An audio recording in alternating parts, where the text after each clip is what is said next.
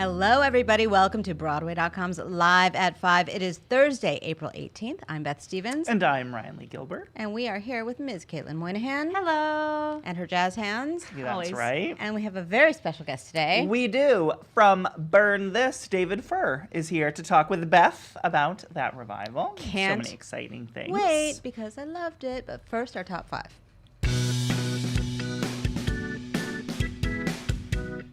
We found out MCC's upcoming schedule, and we are very excited. Yes, MCC announced their 2019-2020 season, and a lot of exciting names are involved. A new musical by Ross Golan will be directed by Thomas Kail, based on his concept album, The Wrong Man.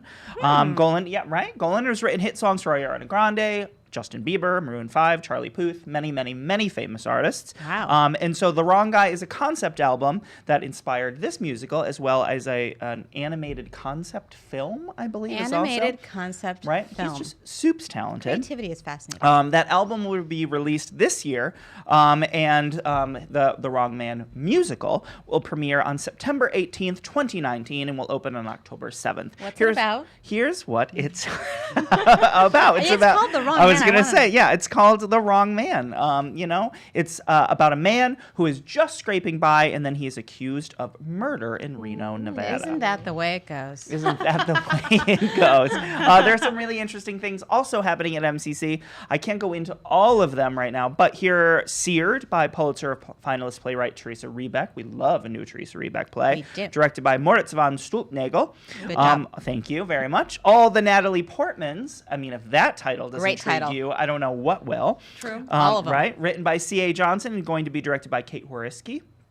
Nollywood Dreams, directed by Lortel winner Jocelyn Bayo and directed by Sahim Not Ali. Bollywood. Nollywood. Not Nollywood. Keep it straight. And Percy Street by Obie winner Lucy Thurber, directed by Thomas Sadowski, which is I super. know that fellow. Right? We love Thomas Sadowski. So super interesting things happening on MCC. You can read about all of them on the site right now. And some stage favorites are heading across the pond.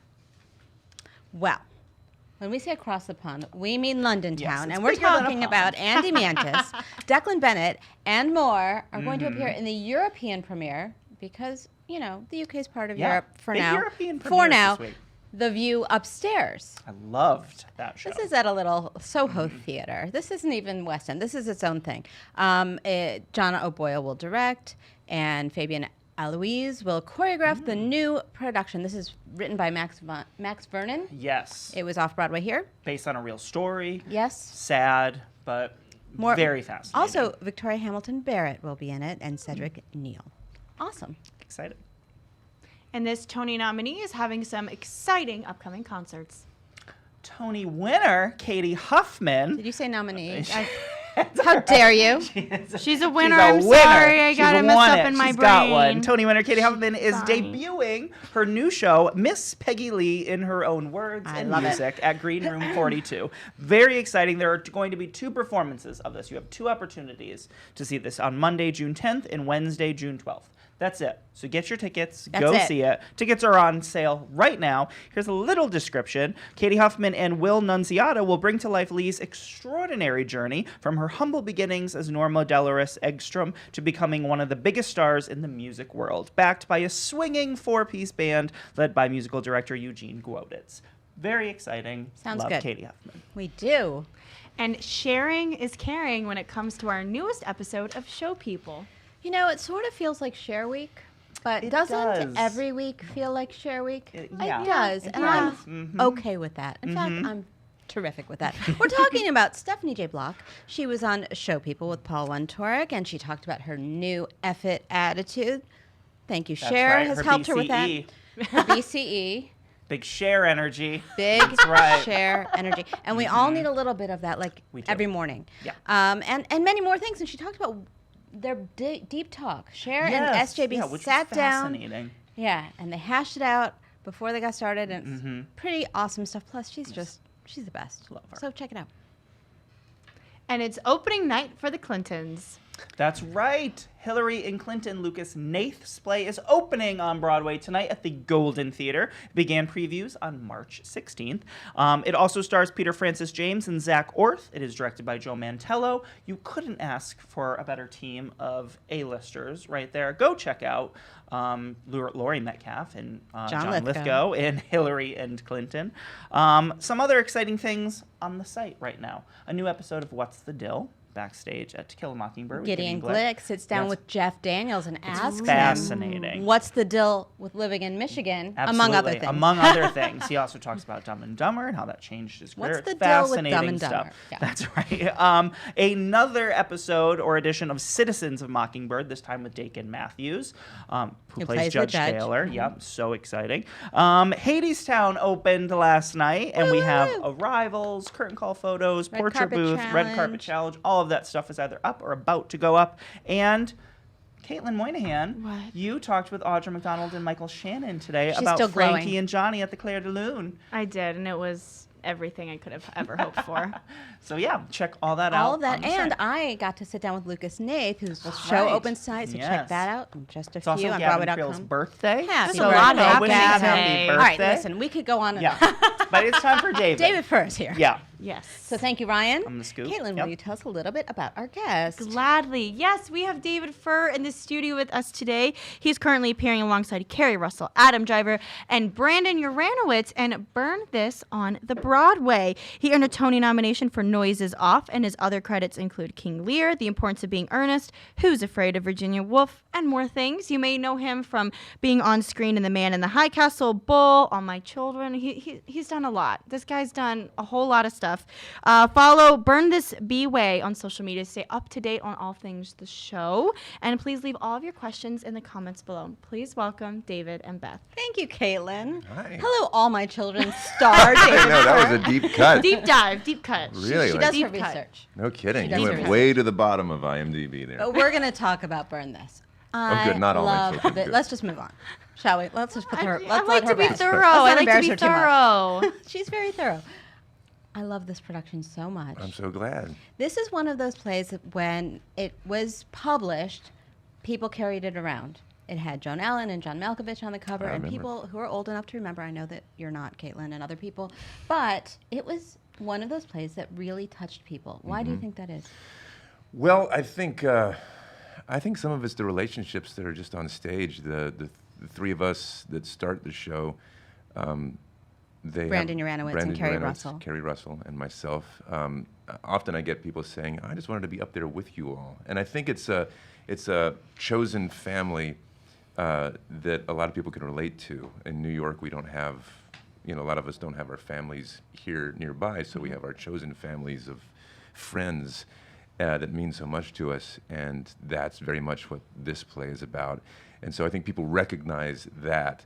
And then, everybody's in the play is talking about their work and about art, but fundamentally, I think, they're going through some of these experiences that we all go through as we get older, where we have to kind of reevaluate what we are doing, and are we doing what we want to do, and what do we need to give up to do what we want to do.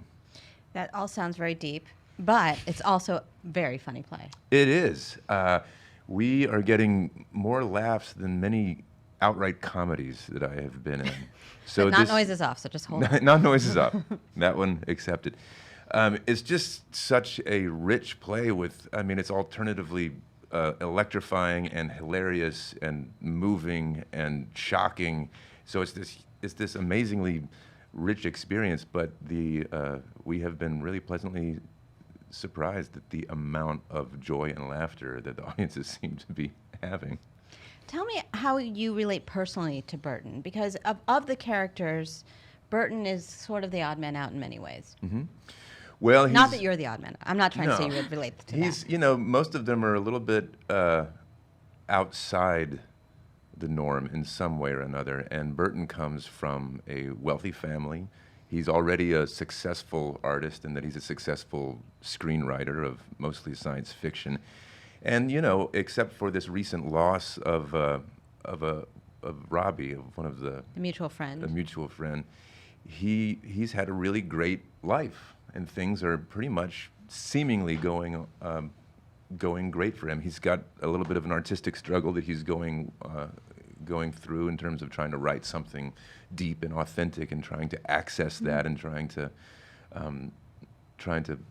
get that into the movie world, which he doesn't think is going to be very accepting of something deep and authentic. Do you think that Lanford Wilson wrote that with himself in mind as the writer character? I would have to think. I mean, Lanford Wilson is a writer writing a writer, and so I would think that there's a degree of Lanford's voice in there for sure. I don't know how much he was dealing with Hollywood, and actually that's a good question, but I do feel like I'm speaking from some of Lanford's, in terms of knowing how a writer switches thoughts, trying to grasp onto what the tread of the thought he's having, and then also some of what he's espousing about Hollywood, perhaps.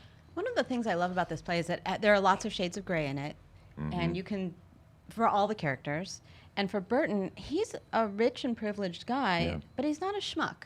No. I'm going to just say it like that. He's not a schmuck. No. And that must be a relief for you. It is, and that's, I think, there are different ways to play all the different characters, as with many plays, and I think maybe sometimes he is played as a schmuck or a stuffed shirt or something, but we made a choice that we wanted him to be a viable option for Anna, so that she has some real choices to make. Yeah. And one of the reasons I wanted to do the play was because I liked Burton. I read it, and I saw a sense of humor in there, and I thought this would be fun to play. I think he's can be fun and charming, and hopefully some of that comes across. Is it true, confirm or deny, that you are having quite a Broadway bromance with Mr. Uranowitz? I would also like to say that the entire Broadway community might be having this. Well, yeah, absolutely. Confirmed is confirmed. Confirmed. Yeah, no, I mean, I did not know Brandon before this process, and I'm just so happy to know him. I mean, you all know him from singing his heart out in a bunch of musicals. And so this was my introduction to Brandon. Although when I got the job and casting was announced, I got messages from all kinds of people going, "Oh my God, you're doing this with Brandon Uranowitz. I love him." Adam Driver and Kerry Russell are very big stars, but in our world, They're fine. they're fine. No, they're great too. Have they invited you to be in a Star Wars movie yet? They have not. What is going on with these people? I don't know. It's just this little indie film, so there's probably not room for more. But no, I love. I just have really enjoyed getting to know Brandon, and then I just adore sharing the stage with him, which is related but different, Yeah. And I think I feel, and from what I'm hearing as well, we have really good chemistry on stage too. And which off is good. stage. And off stage. Just saying. That camera. Go wherever you want. Go wherever you want. We're going to take your questions in just a second, but I have more questions for you. Let's talk about Noises Off for a second. Tony nomination, big deal. Yeah. But did you feel like you were just battered and bruised? Yeah. I don't know the rest of the question, but so Just far, yes. The answer is yes. Emotionally, I wasn't going there. I mean, that show is a physical behemoth. It is. It really is, and especially, I mean, I think certain characters get a little bit more of that than other ones. My character Gary did a lot of. There was a lot of pratfalls. There was the big stair fall that Lorenzo Pizzoni had choreographed for me that was amazing. But at some point during the run, I woke up and I had, scraped knuckles from going through the doors. I had a bruise from falling on the keys in my pocket. I think I'd almost fallen off the stage and my knee was swollen. I fractured a rib during it. And I realized this is what being in a minor car accident is like. And so it was like I'd been in a minor car accident for several months in a row. But it was... And you still are acting. You came back for more. I did come back for more. Although you'll notice there's fewer... I get to sit and drink... And wear tuxedo. Bourbon or... yeah. There is a little bit of a physical aspect to our show, but it's very brief, and mostly I get to sip champagne and be still. But no, that's why he took the job, ladies and gentlemen. Well, that is one reason. No, but that is one reason, though, in that like a lot of what I've done in New York has been high British comedy or style or Shakespeare, and it's been since 2005 when I took over in Who's Afraid of Virginia Woolf when Kathleen Turner and Bill Irwin did it, and that's the last time in New York that I got to, Get drunk on stage? get drunk on stage. Is that what you were going to say? Yeah. I didn't want to put words in your mouth, but... No, but to be with 3 people and talk and, Have a couch. and have a couch. Yeah. Let's talk about your Broadway debut. You made your Broadway debut What was it? Right. Wait. in King Lear Yes. with Christopher Plummer. Right. King Lear's now on Broadway with Glenda Jackson. That's a different thing. It is different. What was that experience like for you? It was fantastic. I mean, Battered and bruised and like a minor car accident? I don't Not think really. so. No, less was required of me in that one, as you might imagine. Right. I was one of 8 American ensemble members they replaced when they brought this production down from Stratford Was it Festival. exciting? I mean, I always imagine what it must be like to make your Broadway debut in general in anything, and no matter how big the part. But to do it in a Shakespeare play with Christopher Plummer sounds Yes, pretty that special. was I mean, it was exciting just to get to, first of all, it was exciting to get the audition, and it was exciting to get that job, because it was, I didn't know if I'd ever be on Broadway again. I didn't alone know doing if I'd ever. pratfalls, right? Yeah. And then, watching him do King Lear, he was 75 at the time, it was one of the most extraordinary Shakespearean performances I'd seen, because he's able to marry a film actor's naturalism and he had the tool to be theatrical, but he could make things as big as they could possibly be, but it was Lear making a choice to be big as possible. So to see someone who had the tools to just chew up the scenery but make it as natural, it was thrilling. Yeah. It sounds exciting. All right, we're going to take your questions. I know you have a lot of them because I see Caitlin scrolling around over there. I'm scrolling and I'm moving and grooving. So Alexandra asks, what are your guiding principles when choosing a new project to throw yourself into? Lots of love from London. Oh, from London. Hi. How are Hello. you? Thank you. Guiding principles. It's like one thing is just whether I really want to do it, because luckily now you get people will send a script and say, would you consider auditioning? Or sometimes it's, would you consider being in the play? But, this is something you're going to spend months doing. And so is it a role that I want to play? Is it a play that I want to spend that much time with? And then also, what have I been doing and what do I want to do? So like I was saying, I'd been doing a lot of high British comedy and style and Shakespeare, and I just really was hungry to do something small with a small cast. Something where I could just talk and listen and try More to just naturalistic. just something where you could just be on stage. And this is a wonderful show for I get to sit and watch Brandon and Carrie and Adam, but we cross over less in the play, and just enjoy being on stage with them and try to give over to it as much as possible. And then there's, practical considerations like where does it fit in the year, and have I gotten my insurance taken care of from Screen Actors Guild and all that Gotta kind of take stuff. Logistics care. of it all. That stuff. Unfortunately, I have a family, so those things become a factor, which is obnoxious, but I won't lie to you. Sometimes those are a factor of, It's all real. yeah. It's Oh, true of real life. everybody's job. I mean, Real it's life. important to Watch you do understand that about Yeah. if you want to be an actor, there's part of these, and it's kind of partly what the Burn This is about too. Is Burn like This is a lot about being an artist. about it being an artist, and all these characters are in place where they're having to make a decision of how much risk are they going to take in their life, and what's And Had so you had a history with Burn This before? Did you know the piece? I knew it from when I was first getting involved in theater. I was in college in the early '90s, and I was looking for monologues, like you do. It's a very famous monologue. And I found this edition with John Malkovich and Joan Allen. I thought, well, he's a guy. He looks romantic. I'm going to see if... And look, there's monologues. There's plenty of There's a monologues. lot of talking, yes. And I think I was like, well, what's this pale character? He's got some monologues. Well, he has a very famous monologue, but you have a less famous but very poignant and Yeah. surprising Yeah. monologue I near didn't the end. see that one when I was in college. Well, I think I did read the play, but I just was looking at Pale, all these big monologues, and they made no sense to me at all. So I was like, I'm just going to put that back. I don't think I read understand it, this. but I was like, it just, I was a little young to kind of know what was going on and parse what Pale was supposed to be, much less, so that was my experience of it, was reading it early on and kind of being a little intimidated by So you hadn't seen a production of it. I had not seen a production of it, no. It's funny because I think Michael Mayer did a wonderful job with it, with a light touch.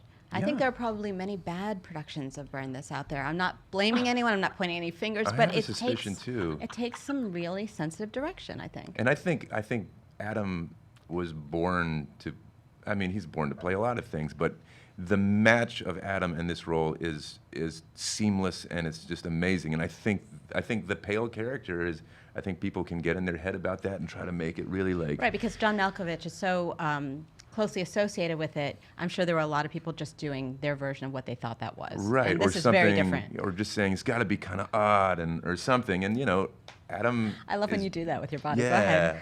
Yeah, there you go. That's pale, right? No. There you go. That's No. probably why you put it back That's on the why shelf. That's why there's a lot of bad productions, because people tilt to the left and hold their arms in the air. Just a quick take, yeah.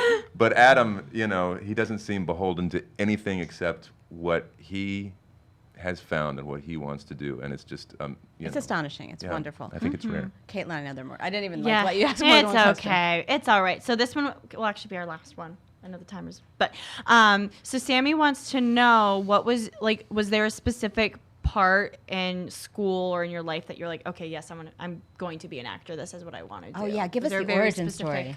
The I was Furr going origin to be a rock star. No, I was involved in music, like in high school and into college, and then I got involved in theater, and of course it's it's pretty addictive and What kind of rock star?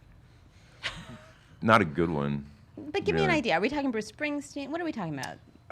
In high school, it was a lot of classic rock. I was from North Carolina, so I listened to a lot of classic rock. What were your and then- band's names? Oh gosh, want Bare the- Feet. Okay. a little shout One out word to or two. Banana Fish was one. That was Okay. from a Salinger thing, and then The Waters was like a blues band in college. This is where we get into the really deep stuff. But when I yeah. came to New York, I would play in clubs and sing and play in clubs acoustic just by myself and write and almost went into writing music for theater instead of, because I did that in college too. That was one of the things that got me into theater. You had a musical, or you were like scoring? No, just like things? scoring, like King Lear? sound design and that sort of thing. But I don't remember exactly. I think I got to the end of college, and at my college you could design your own major. You could say, I want to take classes from here, I want to take classes from here, and that will be my major. And they said, love that. Okay. But at some point I realized I didn't have any other skills, so I just thought I'd throw my hat in the ring. Except for see- acting, right? Okay. Well, yeah, so I had that, and then I didn't know if anybody would ever pay me to act ever, but it started. It worked out. Yeah, it worked out. So is your next band going to be called Furranowitz? They can both sing. I think it should be. Yeah, I think there's one other person that needs to be in that band. a little backstage band, little action. And I think we probably have the album cover I somewhere. think we do. I think Broadway.com took it. Check out the opening night photos, please, and just figure it out. Figure it out. David, thank you so much for Of coming course. in. Thanks for having You guys me. go What a see pleasure to be here. Burn This at the Please. gorgeous Hudson Theater. It is. This guy's great in it. Caitlin, will you take us on out? Yes. Thank you guys so much for tuning in today. We're live at 5 every single day on Facebook. You can listen to us wherever you get your podcasts by searching for #Live at 5 and hitting that subscribe button. Be sure to tune in tomorrow. We talk to Christopher Sieber of The Prom.